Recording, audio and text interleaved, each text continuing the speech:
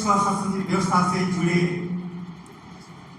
भाई बुजुर्ग लोग उपस्थित हैं। तो जहीं भी हम जाएं, आदिवासी की बात करें तो निसंदेह यहाँ के आदिवासियों पर ही फोकस होता है, आधार बनता है। और उन लोगों का इस देश में कैसे आना हुआ और उन लोग का कैसे इस जगह को आबाद किए, ये सवाल हर लोगों के पास है। आप सब कोई जानते हुए भी हमारा जितना भी व्यवस्था है उसको आज के चुने हुए जो सरकार है वो हमारा दफन करके किनारे करके बातें करती है और उसी बातों पर आज हम ज़्यादा झुकाव पर हैं। तो हमारा पारंपरिक शासन व्यवस्था जब यहाँ हमारे पूर्वजों ने आकर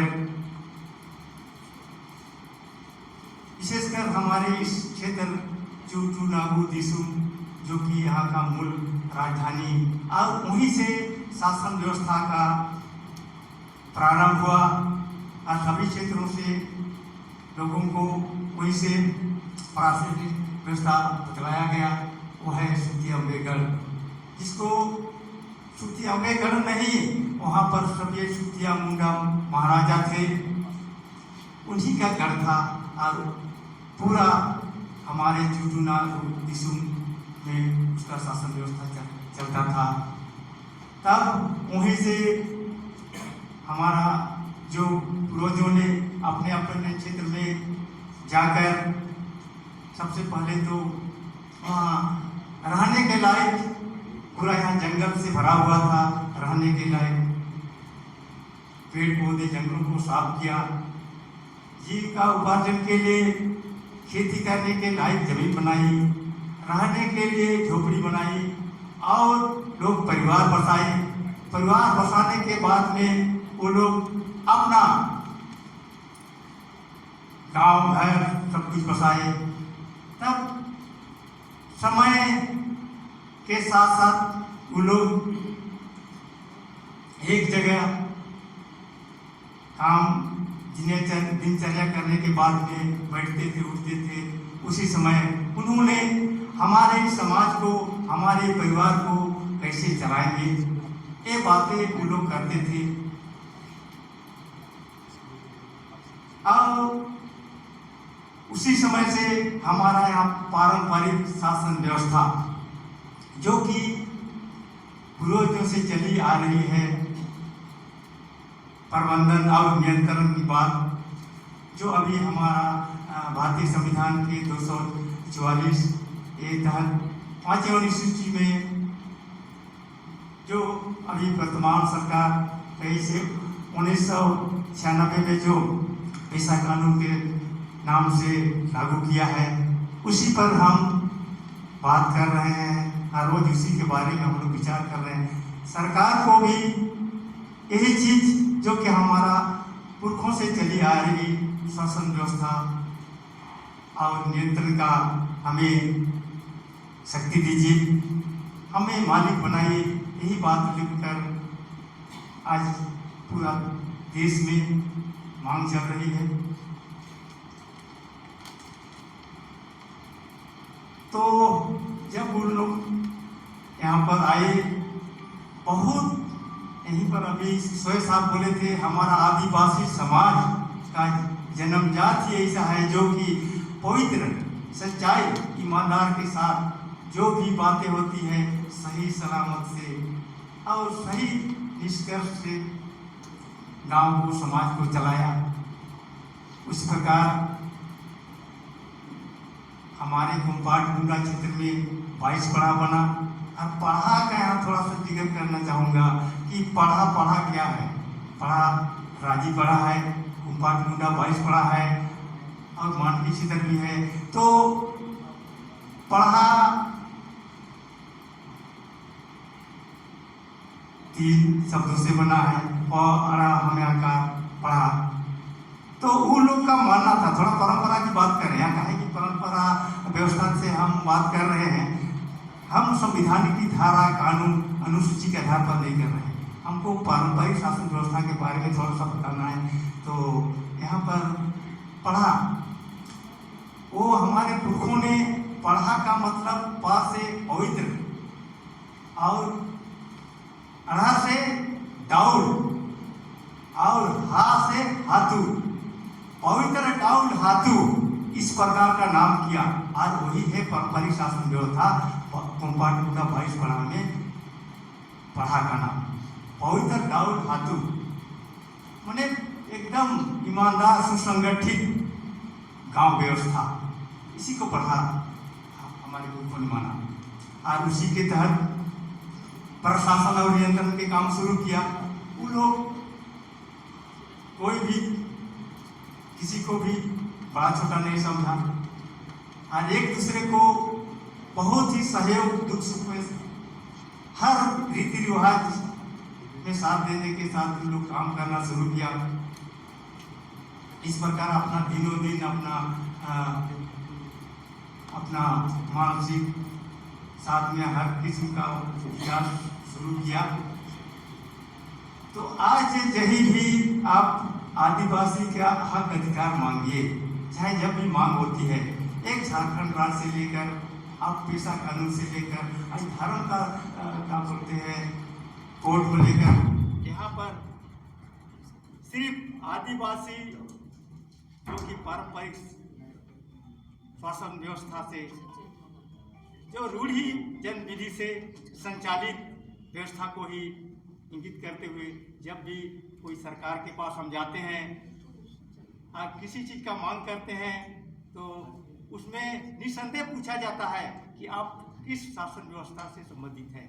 जैसे कहीं भी अभी तो हमारे राज्य के प्रमुख महामहिम राज्यपाल हैं, जब महामहिम राज अभी भी हम जो पेश कानून को यहाँ पर नियमावली बना के जब उनको करेक्शन अनुशंसा करने के लिए भेजा जाएगा तो उन्हीं के पास भेजा जाएगा। तो उसी पर का पूछते हैं कि भाई आप किस व्यवस्था के अंतर्गत आते हैं, ये पूछा जाता है। और इसमें बहुत जगह ऐसा होता है कि पारंपरिक शासन व्यवस्था से अलग अपना व्यवस्था एक, जो कि अभी पंचायती राज अधिनियम 2001 का व्यवस्था के तहत वो लोग अपना व्यवस्था, अपना सदस्य, अपना लोग बना करके जाते हैं तो पूछा जाता है तो वहाँ पर जो भी अधिकार होता है नहीं मिल पाता है। हर सब काम इसी के चलते पेंडिंग है। और आज भी आपके सामने यह मुंडा लोग को, चाहे मानकी लोग को, चाहे पढ़ा व्यवस्था का राजा लोग को देख रहे हैं, तो इसी को थोड़ा सा ताकत देने के लिए ही ये लोग अभी पूरा सहयोग दे रहे हैं। और निसंदेह हम कहेंगे कि आज पारंपरिक शासन व्यवस्था के लोग आपके सामने, जो कि हमारा पूर्वजों ने चलते आया है, उसको ही मांग करने के लिए वहाँ पर उपस्थित हैं। तो निसंदेह सरकार को इसमें बड़ी सूझबूझ के साथ में विचार करने की बात ही नहीं है। हमारी सरकार, अगुआ सरकार, वो भी हमारे आदिवासी समुदाय से हैं, वो भी हमारे रीति रिवाज से संबंधित सब कुछ जानते हैं, हमारा पारंपरिक शासन व्यवस्था जानते हैं। लेकिन आज दूसरों के, जिसे कहते हैं दूसरा कोई निवेश करने, यहाँ पर निवेश करके अपना वर्चस्व जमाने के लिए आए हैं। वैसे लोगों पर और लोगों के कहने पर चल रहे हैं। इसीलिए अभी तक हमारा जो पेशा नियमावली है, चाहे जो भी चीज़ का मांग हो रहा है, वो हम लोग को जल्दी नहीं मिल पा रहा है। अब हमको इस पेशा कानून के लिए तो पूरा दबाव के साथ कहना होगा। अभी तो हमारे मुख्यमंत्री हेमंत सोरेन हैं, उसके बाद ही जो कि आदिवासी क्या बोलते हैं बीमा सिद्धात्री है, TSC, वो सब के अनुशंसा के बाद ही सब कुछ होगा। तो इसमें अलाल दलाल चाहे जो कि हमारा पेशा कानून को दरकिनारे करके बात करता है, उन लोगों को वहाँ उस TSC में नहीं रखना चाहिए, ना कि पेशा कानून का नियमावली बनाने में शामिल करना चाहिए, क्योंकि वो लोग दाव पेच करते ही रहता है। कि पेशा कानून अगर परंपरा शासन व्यवस्था का अनुसार लागू हो जाएगा तो वो लोग का एक भी चारा नहीं चलेगा। वो लोग जान रहा है और हमारे जो मंत्रीगण हैं वो भी जान रहे हैं, लेकिन वो लोग किस कसम में बंधे हुए हैं, पार्टी के कसम में बंधे हुए हैं कि राजनीति में बंधे हुए हैं, तो भाई वही जाने।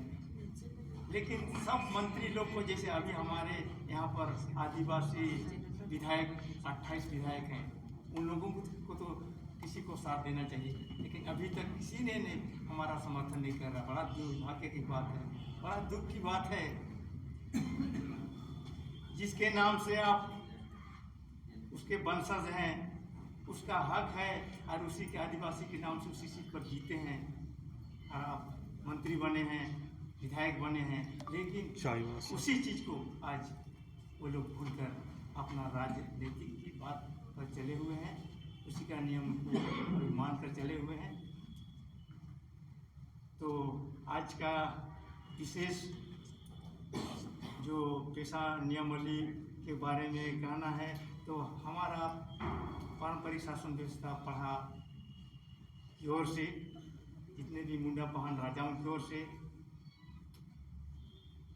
पूरा समर्थन के साथ में हमारे गांव में हमारा राज और पारंपरिक शासन व्यवस्था, जो कि 224(1)44(1) 5वां अनुसूची के जो पेशा कानून 1996 में जो राष्ट्रपति ने लागू कर दिया है, हूबहू 23 प्रावधान है, हूबहू लागू होना चाहिए।